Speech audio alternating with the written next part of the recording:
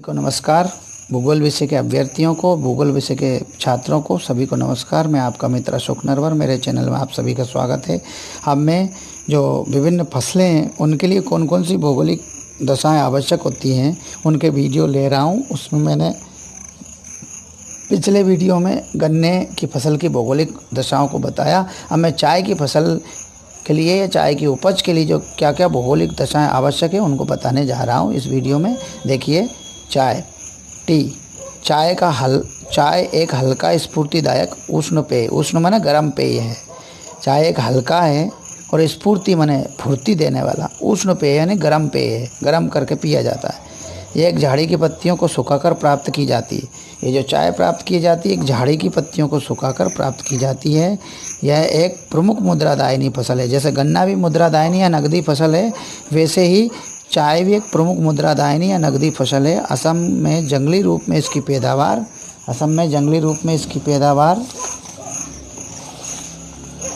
असम में कैसे होती है? जंगली रूप में।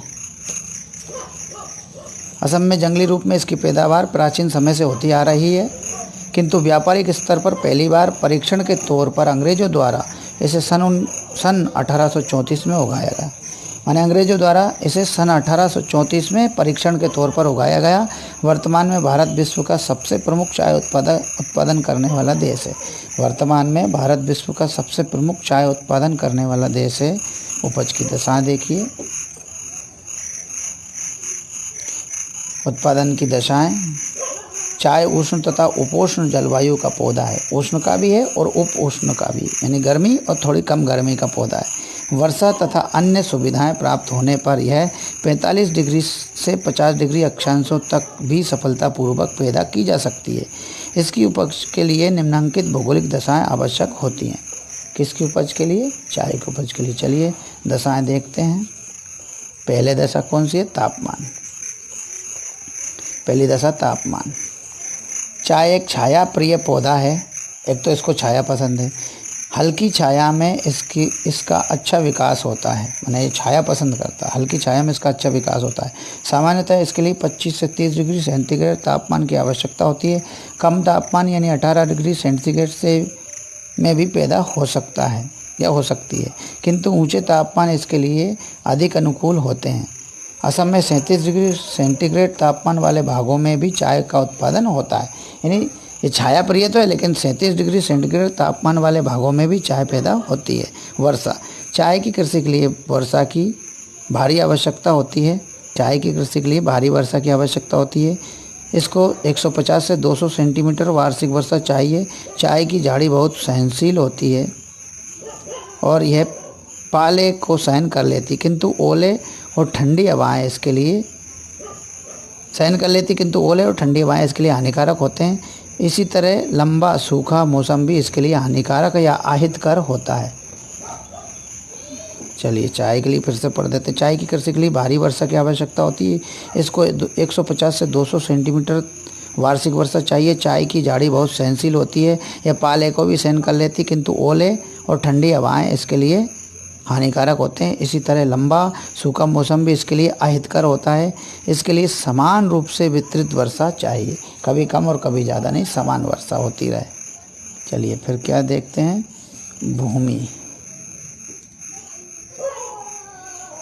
भूमि। चाय के लिए ढालू भूमि का विशेष महत्व है। चाय के पौधों के विकास के समय जड़ों में पानी का एकत्रित होना हानिकारक होता है, तो इसलिए इसको समतल भूमि नहीं, ढालू भूमि चाहिए। पानी तो बरसे खूब, वर्षा तो 150 से 200 सेंटीमीटर तक हो, लेकिन बरस के बह जाए। इसकी जड़ों में पानी नहीं रुकना चाहिए, एकत्रित नहीं होना चाहिए। अगर हो गया तो हानिकारक है। यही कारण है कि सामान्यतः चाय बगीचे समुद्र तल से 600 से 1800 मीटर ऊंचे पहाड़ी ढलानों पर लगाए जाते हैं। यानी चाय की खेती पहाड़ी ढलानों पर की जाती है। और कितनी ऊंचाई पर? 600 से 1800 मीटर ऊंचाई पर। भूमि के ढालू होने पर न केवल पानी का अपितु वायु का संचार भी भली प्रकार से होता है, इसलिए इसको वायु का संचार भी चाहिए। चलिए मिट्टी। चाय के लिए मिट्टी का जितना महत्व है अन्य किसी भी फसल के लिए नहीं होता। चाय का स्वाद और गंध मिट्टी पर निर्भर करती है और स्वाद के आधार पर ही चाय का मूल्य निर्धारित किया जाता है या मूल्य निर्धारित होता है। सामान्यतः चाय के लिए हल्की बलुई दोमट मिट्टी उपयुक्त होती है। हल्की बालू युक्त दोमट मिट्टी जिसमें पर्याप्त मात्रा में चूना, फास्फोरस, लोहा, पोटास और जीवांश यानी ह्यूमस विद्यमान हो। यानी इसके लिए जो मिट्टी हो उसमें क्या क्या चाहिए, क्या क्या पोषक तत्व चाहिए? चूना, फास्फोरस, लोहा, पोटास और जीवांश यानी ह्यूमस ये विद्यमान हो तो ये मिट्टी अच्छी है, जो कि बलुई दोमट मिट्टी होती है। चलिए अगला पॉइंट है इसके लिए सस्ते श्रमिक। क्या? सस्ते श्रमिक।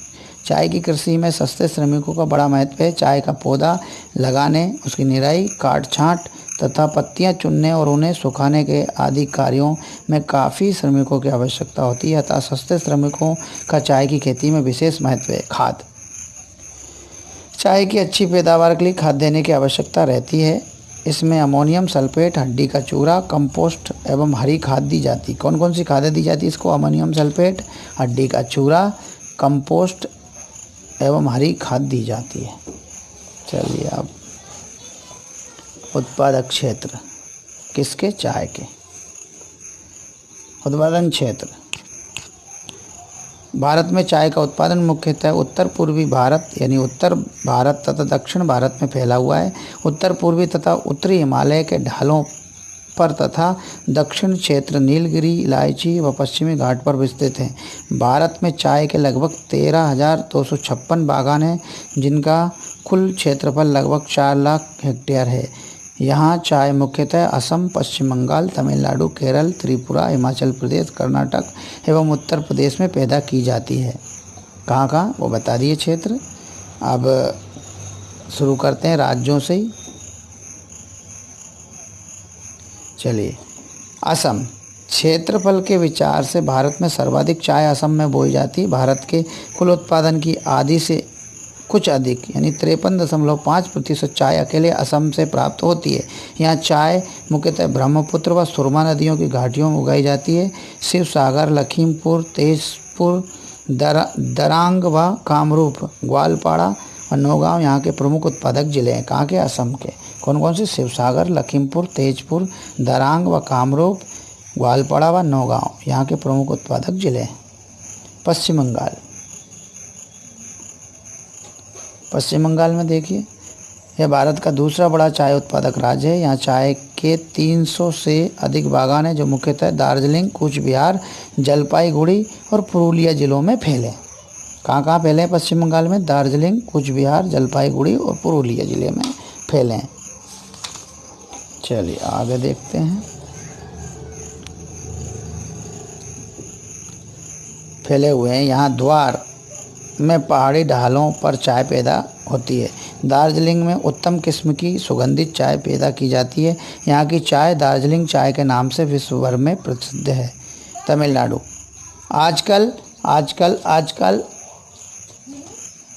आजकल देश का तीसरा बड़ा चाय उत्पादक राज्य है। यहाँ चाय मुख्यतः कोयम्बटूर, नीलगिरी, अन्नामलाई जिलों के पहाड़ी ढालों पर पैदा की जाती है।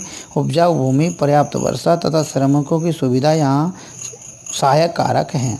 कहाँ? तमिलनाडु में। चलिए केरल। दक्षिण भारत के चाय उत्पादक राज्यों में केरल का भी प्रमुख स्थान है। यहाँ चाय की खेती मुख्यतः वायनाड, मालाबार, कासरगोड, त्रिचूर और कोझिकोड जिलों में केंद्रित है। कर्नाटक। यहाँ कहवा की तुलना में चाय की कृषि का कम महत्व है। यहाँ चाय मुख्यतः शिमोगा, चिकमंगलूर, हासन तथा कोलार जिलों में पैदा की जाती है। कहाँ? कर्नाटक में। उत्तराखंड। भारत के उत्तरी क्षेत्र में उत्तराखंड चाय की कृषि में अग्रणी है। यहाँ देहरादून, गढ़वाल, चमोली, कुमाऊं, नैनीताल, अल्मोड़ा, पिथौरागढ़ जिलों की पहाड़ियों पर चाय पैदा की जाती है।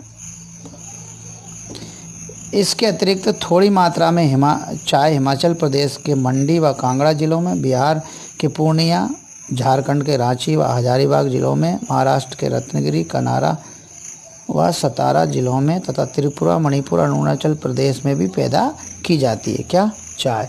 चलिए उत्पादन तथा व्यापार देखते हैं। उत्पादन तथा व्यापार। भारत विश्व का अग्रणी चाय उत्पादक देश है। भारत विश्व का अग्रणी चाय उत्पादक देश है। इस समय देश में 7,500 चाय के बगीचे हैं। यहाँ कोई 13 लाख हेक्टेयर भूमि पर, जो 16-17 के अनुसार है, 13 लाख हेक्टेयर भूमि पर चाय उगाई जाती है और प्रतिवर्ष लगभग 12 लाख टन चाय का उत्पादन होता है। भारत न केवल विश्व का सबसे मुख्य चाय उत्पादक देश है, अपितु यह इसका सबसे बड़ा उपभोक्ता तथा निर्यातक भी है।